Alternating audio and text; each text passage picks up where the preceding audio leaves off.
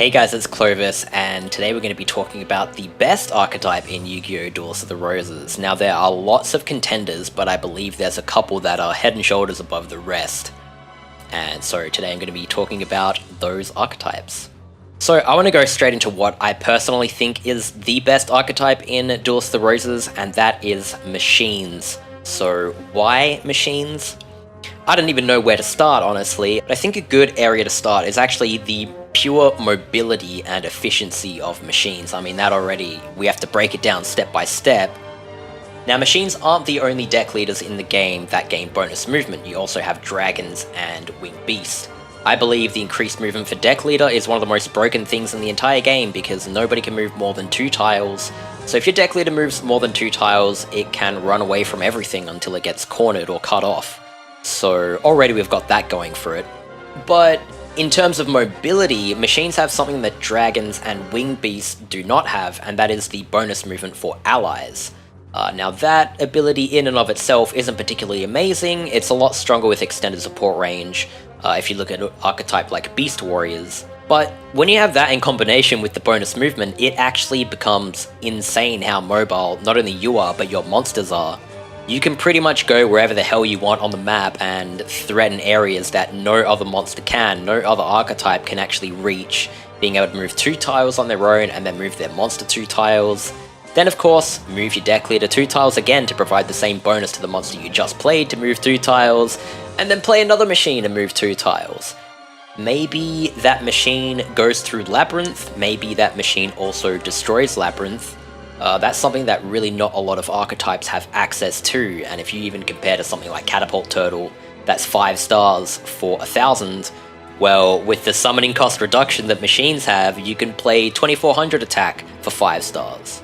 It's absolutely insane, right? Like, they're the kings of Labyrinth, the kings of mobility, there's just no getting away from machines. You can't even hide behind Labyrinth because there's just all these great lab breakers, and just like dragons, machines have the 2 summoning cost reduction for same type friendlies. This is like one of my favorite leader abilities in the entire game. It's like a huge difference maker. You also get it on Sea Serpents and Beast Warriors, but I don't think any of them really compare to dragons and machines specifically because these 2 monster types have the most powerful high attack monsters in the entire game, so reducing those high summoning cost high attack monsters is a huge deal when you think about it.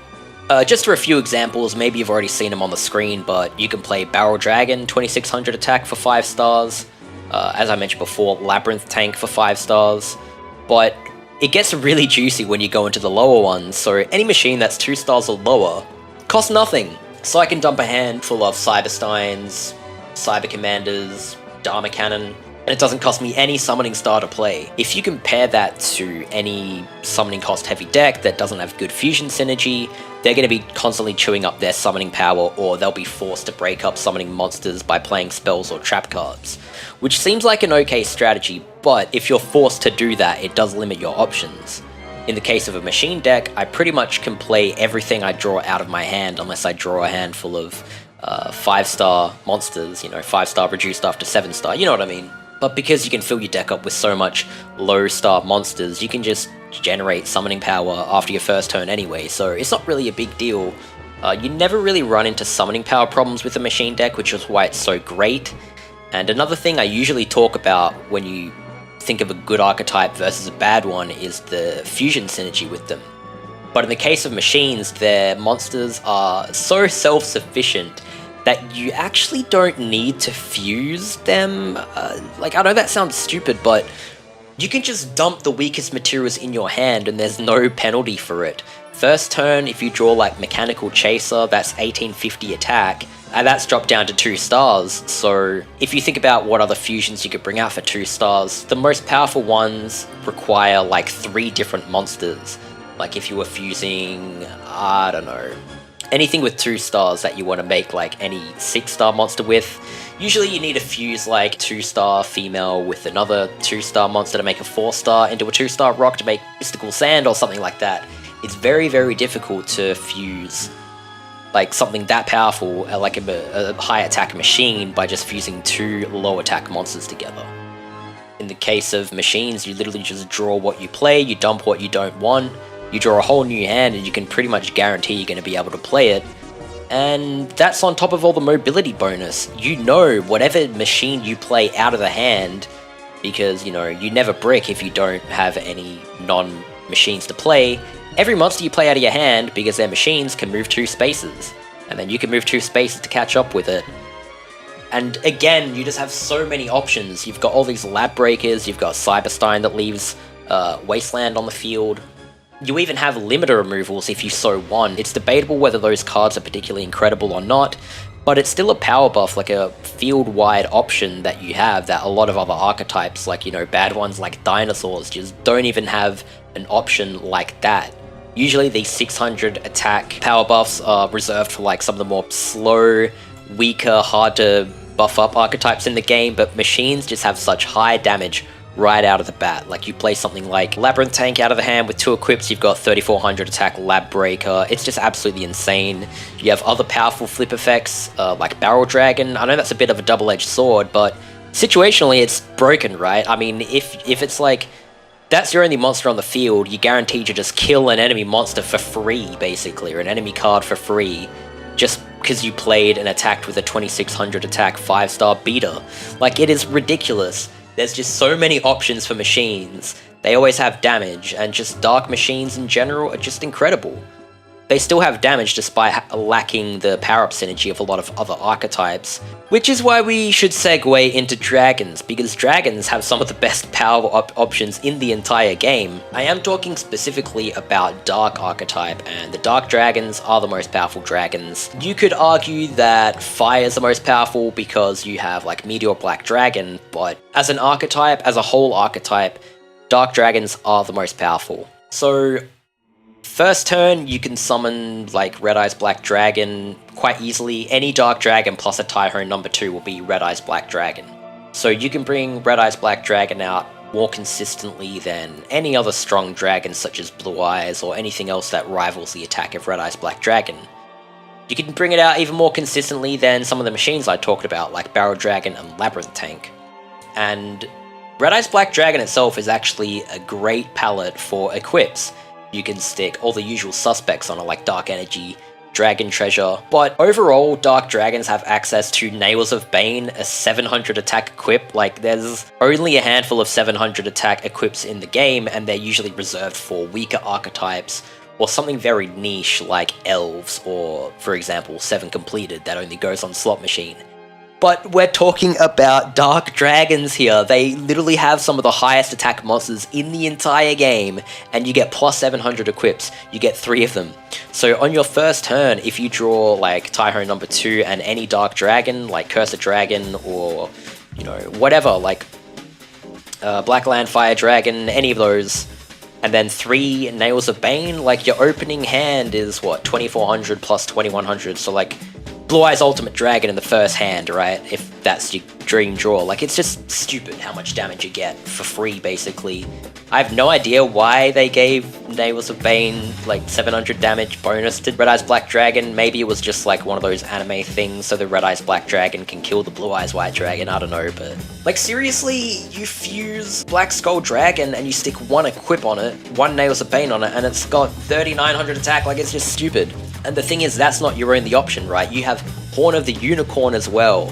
This goes on literally every single Dark Dragon in the game except Dark Fire Dragon, and because there's already Blackland Fire Dragon and KEMMEI Dragon that have very similar stats to Dark Fire Dragon, you have all these cards, you don't actually need to play Dark Fire Dragon. You can just literally omit Dark Fire Dragon from the deck and have absolutely no problem filling your deck up with material for a Dark Dragon deck, and that way you can stick Horn of the Unicorn in your deck. And this stuff really actually matters a lot when you think about it, because you're going to be sticking in your Summoned Skulls into your deck, which isn't compatible with Nails of Bane, Dragon Treasure, any of the Dragon equips, but it's compatible with Horn of the Unicorn. So if you have a deck full of Dark Dragons, with the exception of Darkfire Dragon, and then you have, say, 3 Summoned Skulls, Horn of the Unicorn is basically a 500 attack and defense Megamorph. It's even better than Dark Energy. So 3 Horn of the Unicorn, 3 Nails of Bane, and then, I don't know, any number of Dark Energy if you really want. Otherwise, just Dragon Treasure so you have more damage. You just have this extremely consistent damage. You're always drawing damage. You don't have to rely on external sources for it. It's all within the archetype where you just play these high attack vanilla monsters Of course, you don't have effects as an option unlike machines, but there's still a lot of damage to be had, and you still have a lot of mobility from your deck leader's perspective. The reason why I think they're outclassed by machines is the very subtle things that do make a big difference in the end, such as the increased movement for same type friendlies. You can move 2 spaces and play a dragon, but you can't flip up that dragon and move it 2 spaces unless there's already mountain on the field. So if there's no mountain on the field, you're gonna have to take a turn, like skip an entire turn to put mountain on the field. It's kind of strange. Now, I could talk more about light and wind dragons here. I was actually going to go into a lot more detail about them, but the video is getting a bit long, so I'll just quickly brush over them. Wind Dragon have good support in terms of Time Wizard, so it's a really good enabler for wind dragons. I mean, you can use any element, but it makes a lot of sense to use all the wind, like low summoning power fodder, and it all just synergizes with, you know, wind cards, like obviously the Wind Equip, Gust Fan. You also even have like Blade Fly if you really wanted. The only problem is if you don't draw Time Wizard, your deck power's gone basically. This actually happened in the only duel I recorded for Wind, which you'll be watching in the background right now. I was dumping my hands pretty much entirely in hopes of drawing a Time Wizard, so I could fuse it with any of my dragons, but I just never did. So the most damage I ever had was like 1400 out of the hand. I mean, you can still beat the AI with it, but when you compare it to like a Dark Dragon, Dark Dragons, like, I don't have to rely on drawing Taiho number 2s or Red Eyes Black Dragon specifically. I can go one without the other, or I can still draw other options like Mikazuki no Yaiba. Still some decent damage in there. Whereas, yeah, Wind Dragons, your best option is Sky Dragon, unless, you know... And even then, like, you have more powerful monsters with that stat line than Sky Dragon. The best way to do a Wind deck is to just make 1000 dragons so you can bring out... like, 2400 attack for 2 stars? I mean, that's pretty ridiculous, right? That rivals something like Twin-Headed Thunder Dragon. But yeah, the difference is pretty big. If you're relying on Time Wizard, which you can only have 3 copies of, if you don't draw it, your deck is screwed. And in terms of light, there's only 3 playable light dragons in the hand, and to be honest, like, Kaiser Dragon's stat isn't even that great. 2300 attack for 7 stars is kind of underwhelming. Again, I'm aware you reduce it by 2, but that's the case with all dragons and all machines, so it's really kind of underwhelming. You got Seiyayu, he's pretty cool, but he's not the best, you know what I mean? He's okay, and Blue Eyes White Dragon, yeah, it's super powerful, it's awesome, 3000 attack. It costs 6 stars to play though still, after reduction.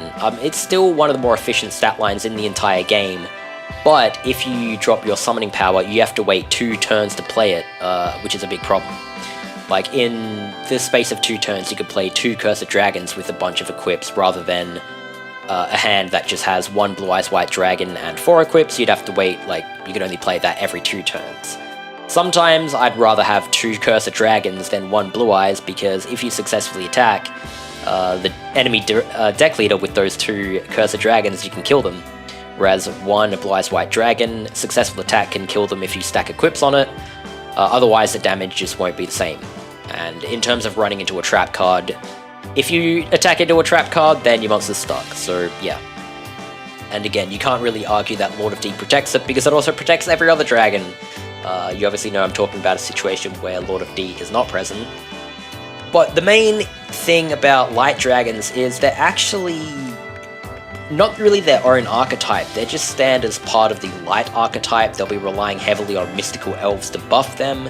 Now, this is a fair strategy and a quite powerful deck. You can reach just huge amount of damage doing that, but it's more efficient to actually use them as an engine for Twin-Headed Thunder Dragons, and in the case of that, the best dragons for this Twin-Headed Thunder Dragon deck engine are actually the dragons that aren't light. You've got Cursed Dragon and Parrot Dragon, who aren't light. They're Dark and Wind respectively. They're 2000 attack for 5 stars, which gets reduced to 3 after the reduction, and light archetype doesn't even have access to that. So you start to run into deck synergy problems where if you want to play Twin-Headed Thunder Dragon most efficiently,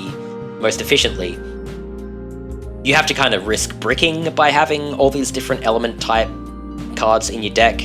Again, you can chuck in Megamorph to try and remedy that, but Megamorph gives less damage than the 500 attack equips, So you sandbag your own damage for the sake of trying to compensate for your own lack of element synergy, which is a problem when the game relies so heavily on equips. Dragons, it's hard to say dragons overall because, as I mentioned just then, like they all function very differently in how you construct a dragon deck, so I'd have to say that dark dragons are what I think about specifically when I think about how powerful dragons are, and when I compare them to dark machines I think are better because they have more options. Dragons I think slightly outclass them in terms of damage consistency, but at the same time, machines have more options, they still have a lot of damage, and yeah, just the options you have with lab breaking and other powerful destruction effects. Dragons really don't have any effect monsters at all. It doesn't make them terrible, but it does limit your options.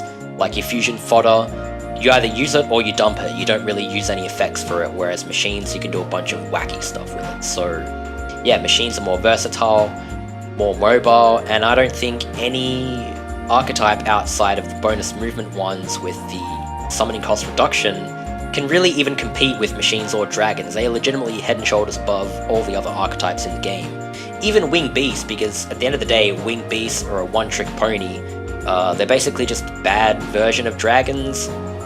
They're okay, they got the bonus movement, but they have less summoning cost reduction when it comes to the leader abilities. And also, the best way to play a deck like that is to just have material for fusing Punished Eagle. That's like the most efficient way you could play Winged Beast, so at that rate you may as well just turbo Red Eyes Black Dragon. It's just more damage, it's just more power-up synergy, it's just better overall. If you want to move around and play Mountain and attack people, you may as well just play Dark Dragons, it's just better. So yeah. That's my reasoning for why I think machines are the best archetype and dragons are debatable, but I do think machines edge them out in the end. This video was a bit longer than I intended, so I hope you guys enjoyed this discussion video, and I'll see you guys in the next video, whatever the hell that's going to be. So yeah, thanks a lot for watching, and bye bye.